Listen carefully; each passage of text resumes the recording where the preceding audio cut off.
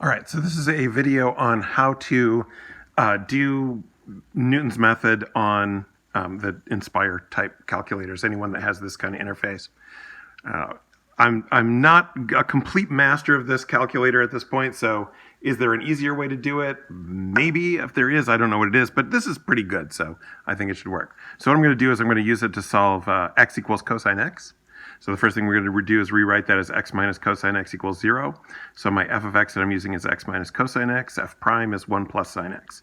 And this is our basic Newton's method formula. Xn plus 1 equals xn minus f of xn over f prime of xn. All right, so how are we going to do that on this calculator? So what we're going to do, let me just try to zoom this down a little bit mechanically.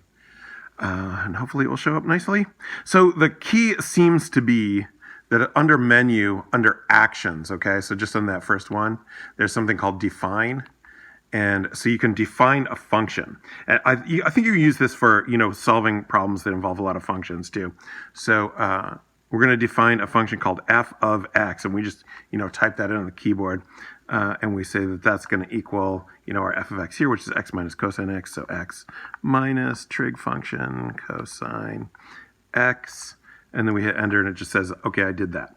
Now, the f prime of x, I'm going to call it g. I mean, you can call it anything. You got all these letters down here. So we're going to define again. So menu, actions, define.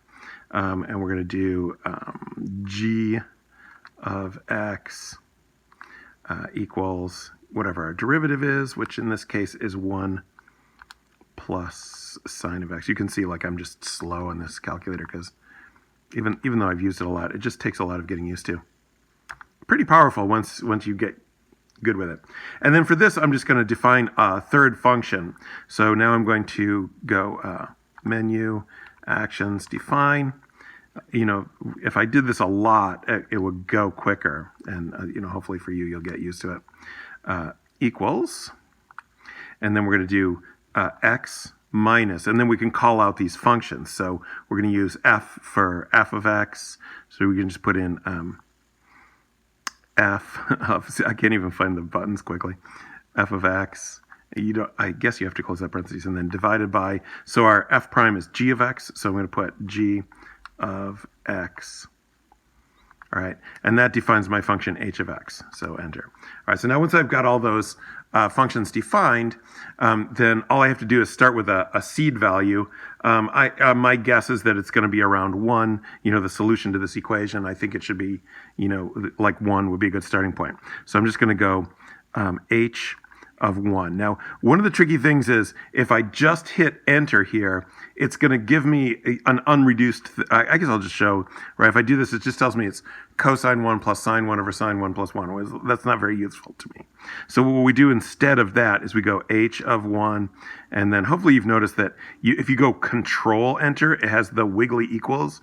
So that's the approximately equal to sign. So it gives you a decimal approximation. And that's what you really want. Now, to continue the process, you use cut and paste. So this thing cuts and pastes just like Word Perfect or Word document. That's how old I am, Word Perfect. You guys never even heard of that.